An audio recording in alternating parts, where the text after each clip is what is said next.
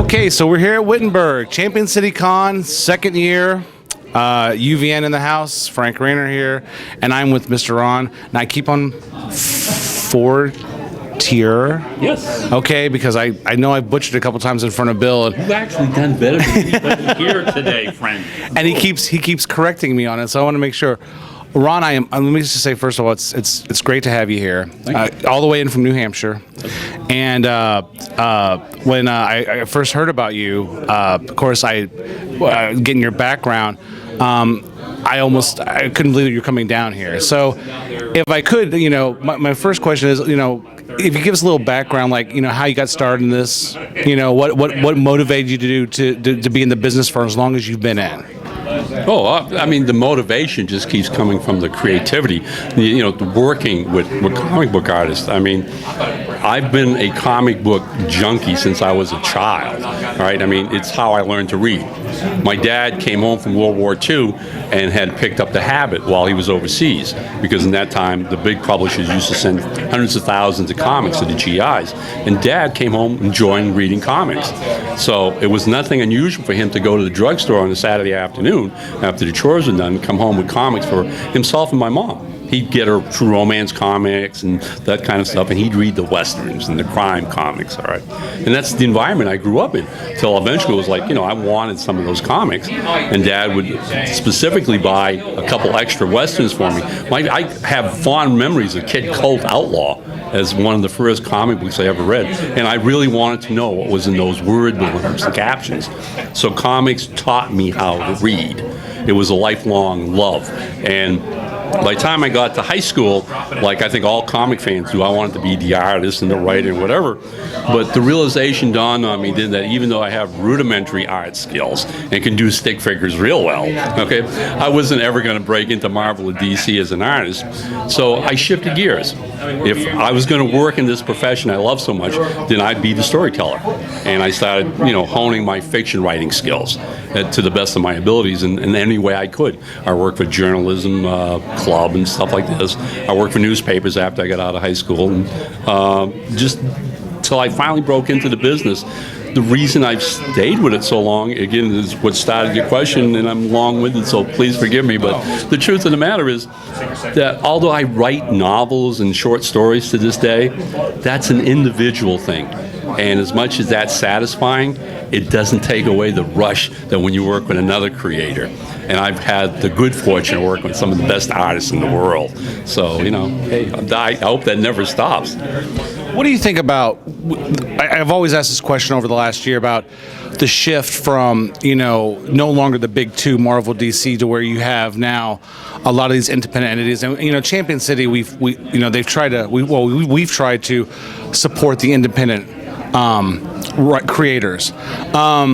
Do you think with all the independents that are coming out, especially with technology, do you think it dilutes the field or do you think it strengthens the field? Oh, it strengthens the field by all means. I mean, sadly, what's happened in the industry, at least what I've seen, all right, is that when I was a kid growing up, we all wanted to work for the big guys from Marvel and DC, who were very receptive at that time to furthering the art of graphic literature in this country, all right, of getting the best and the brightest. That's gone away. They've actually become corporate tales, all right, of making movies and toys and merchandising. And quite honestly, DC and Marvel have given up the idea of what it means to do graphic literature, to make it exciting and fun, to reward that imagination. The only place we see that in comics today is the independent field. And thank God we do, because they're keeping that alive. DC and Marvel are dogs chasing their own tail. They're never going to give us anything new and fresh anymore, because their interest isn't comics, it's the bottom line. Where you're going to see startling news stories, innovation, all right, and absolutely great art and fiction is coming out of the independents, and God bless them for it. Yeah, and because it used to be the idea of independence used to be valiant and image, and now I always say it's a capillary effect where you have all these little trickle down. And I know, my one question about your work that I really liked is Mr. Jigsaw. And I just got to ask you, what was your What was your inspiration for that? Okay, well, the concept with Mr. Jigsaw was actually artist Gary Cotto's idea. Gary and I had been good friends, corresponding friends for many years, and this was before the internet and all this good stuff. And we broke into the comics together as professionals. At the time, Charlton Comics had a thing called Bullseye, where you tried out and submitted stuff.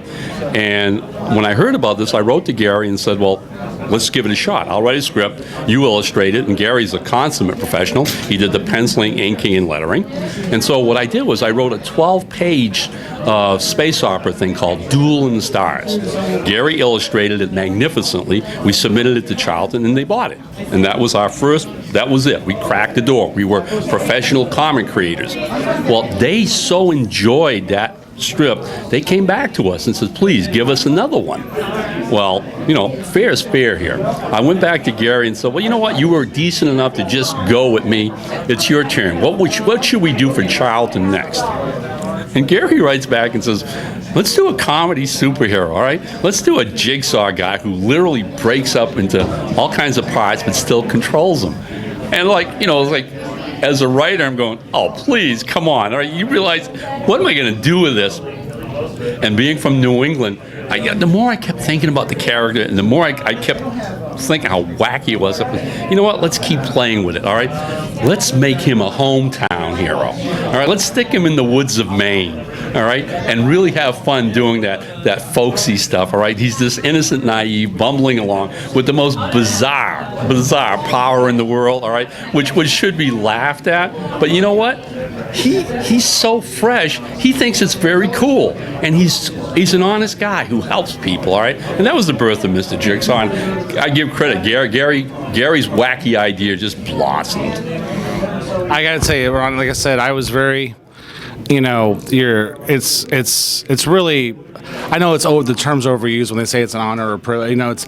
It's very good that you come down here. I mean, I couldn't have asked for someone of your stature who's been in the business for as long as you have to come down and support something like this. Oh God, I just love doing this. It's a thrill for me. It's an honor for me as well. So thanks for having me. This was an amazing trip for me. The internet's a wild thing. I mean, we've all known each other. We've all met each other on the internet, and it's a bizarre feeling that when you come down here, like Bill Gladman and Brant Fowler, yourself, all right? It's like, it feels like I'm meeting family for the first time. Right. Because we all do know each other. Right. Right? We're just physically sitting down together. And hey, to me, personally, from now on, Champion City should have this like parentheses under it, right? Which should read, family reunion, Come to Champion City, the famous comic family reunion, because that's what this is. I wouldn't have missed this weekend for the world. Well, like I said, it's still, and I absolutely agree with you, but still, it's so good to have your support with us. Oh, hey, thank you. My pleasure, entirely. Thank you, Ron. You're welcome.